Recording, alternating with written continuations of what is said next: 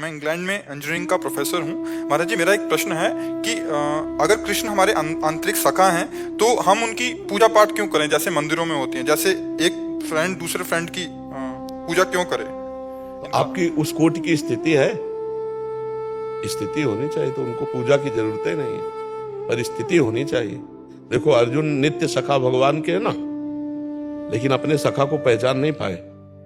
जब शिष्यस्ते हम साधिमाम प्रपन्नम, तब सखा ने जो उपदेश किया तब समझ पाए कि हमारा सखा है कौन। तो एक तो बात ध्यान रखना है कि जैसे आकाश का शब्द गुण वायु में, और वायु का स्पर्श स्वयं का है ही, जल में जब आएगा तो शब्द, स्पर्श और रस, ऐसे ही हमारे 5 भाव हैं। दास्य भाव के पहले शांत भाव अर्थात ब्रह्मबोध, भगवत तत्व का ज्ञान, शांत भाव, फिर है दास्य भाव, फिर है सख्य भाव। तो सख्य में दास्य और शांत दोनों रहते हैं। ये ज्ञान रहता कि मेरा सखा कौन है।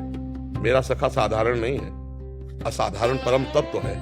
एक बात ध्यान रखना, और बिना ये उपासना के बोध होगा नहीं, इसलिए दास्य भाव की जरूरत नहीं है। और बिना दास्य भाव के सखा भाव की पुष्टता नहीं होगी। और जब दास्य से सखा में जाओगे तो ये बोध रहेगा कि ये सखा मेरा है कौन और मैं इसका कौन हूं।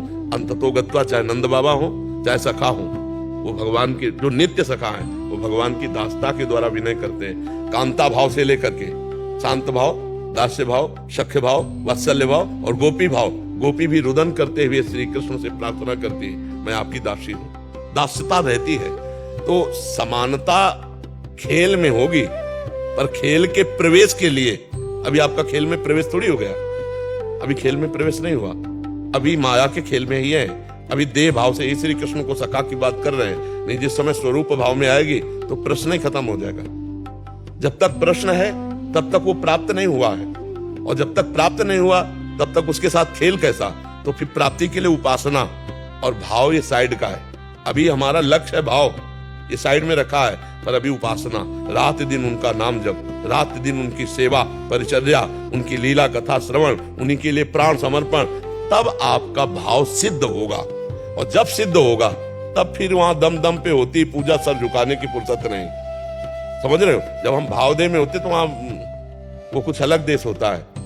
वहां प्रणाम करने की भी फुर्सत नहीं है, प्रणाम करने की भी फुर्सत नहीं। भावदेह में प्रणाम करने की भी फुर्सत नहीं।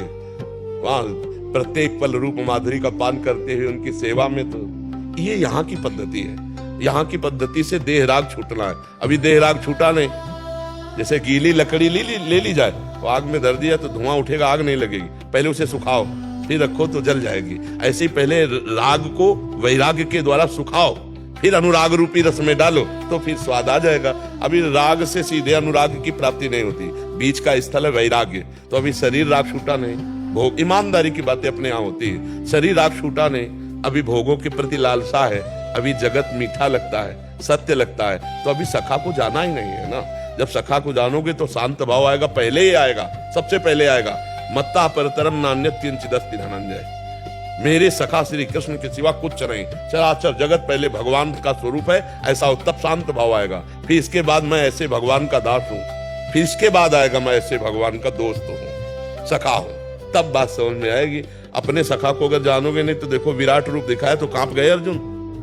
पढ़ के देख लो, जिनको हे कृष्ण हे सखा कहते थे उन्हीं को कहने लगे तुमादिदेव पुरुषा पुराणा तुमस्य विश्वस्य परम निधानम वेतास्य वेद्यम परमम च धाम त्वया ततम विश्वमनंत रूपम वायुर्मग्निर वरुणा शशांका प्रजापतिस्तम प्रपितामहश्च नमो नमस्तेस्तु सहस्त्र कृतव्या पुनरस्य भूयोपि नमो। कांप रहे हैं अर्जुन, बार बार नमस्कार नमस्कार नमस्कार, क्योंकि सखा वो कोई साधारण नहीं है, वो असाधारण अचिंत अनंत महिमाशाली है। तो उसके सखा बनाने के लिए हमारा अधिकार है, क्योंकि हम उनके अंश हैं। पर उपासना के द्वारा, उपासना के द्वारा वो जन साधारण सखा नहीं है, वो असाधारण परब्रह्म परमात्मा सखा है। तो उसके लिए देह भाव का त्याग, स्वरूप बोध और दास्य भाव से उनकी परिचर्या सेवा, तब हमें सामर्थ्य आएगी, जिसे कहते प्रेम। तो प्रेम क्या करता है? ईश्वर के ईश्वरत्व को भुला देता है और जीव के जीवत्व को भुला देता है, और दोनों को सखा बनाकर खिला देता है। ये प्रेम की महिमा है। पहले प्रेम तो आवे, अनुराग तो आवे, तो उसके लिए हमें उपासना और साधना अति अनिवार्य है।